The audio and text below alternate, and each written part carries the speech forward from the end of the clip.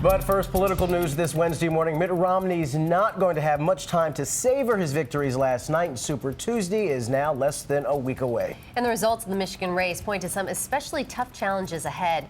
ABC's Karen Travers has the latest live from suburban Detroit. Good morning, Karen.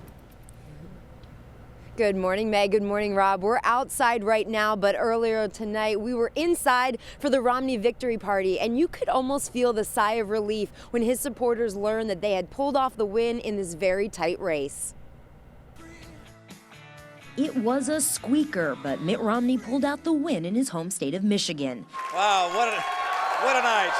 The stakes could not have been higher for him, and even though the margin was tight, a win is a win.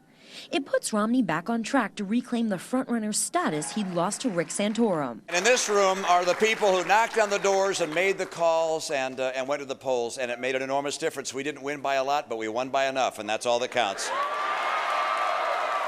The exit polls showed that electability was important to Michigan voters. By an overwhelming margin, 2-1, they said Romney was the candidate with the best chance to beat President Obama. Michigan has an open primary, which means even Democrats could vote.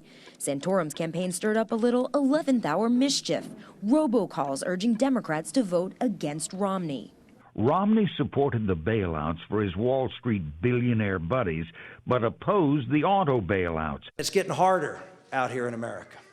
It's getting harder for people to make ends meet because we have a government that is crushing us every single day. The Romney campaign called the outreach to Democrats outrageous. Say no to the dirty tricks of a desperate campaign. Their fears may not have been unfounded. Exit polls found that 10% of voters identified themselves as Democrats.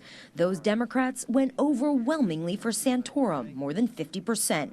Asked his recent gaffes about his wealth have hurt his campaign, Romney was blunt. Yes. Next question. All eyes were on Michigan last night, but with his victory in Arizona, Mitt Romney will leave last night the big winner in that important race for delegates. Rob and Meg, back to you. And of course, Karen, the delegate count is pretty key in all of this, but Michigan kind of has a very interesting way of kind of, tabulating the winner in all of this. Talk a little bit about the breakdown of the delegates in this. That's right, Rob. In Arizona, it's winner take all. So Mitt Romney got all 29 delegates last night. But Michigan is proportional. So that means even though Mitt Romney won, he only won by 3 points. And the way they break down their delegates, you do it by congressional district. It's very complicated. It's way too much math for 1:30 in the morning. But Rick Santorum could end up winning more delegates in Michigan than Mitt Romney. But if you take that into account, that Arizona win, Mitt Romney is still the winner from last night. And that is what is important as they're trying to get those delegates needed to wrap up the nomination. And of course, that magic number is 1144, so that's what they're trying to get to. Now, Karen, do these victories change the course for the GOP, and is it now finally just a two-man race?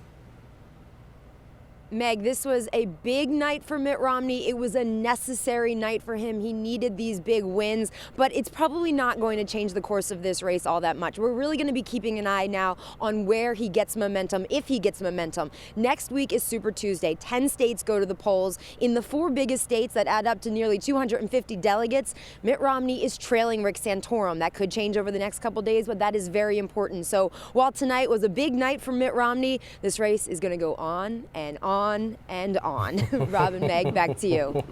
All right, thanks to ABC's Karen Travers live there in Michigan for us. Thanks a lot, Karen. And Super Tuesday, a lot of those states will have some very conservative voters, and that's still where Romney's not doing too well. So critical week next week for sure. And of course, stay with ABC News all morning long as our team of political analysts look ahead, of course, to Super Tuesday. Look for more live reporting on America This Morning and, of course, later today on Good Morning America as well.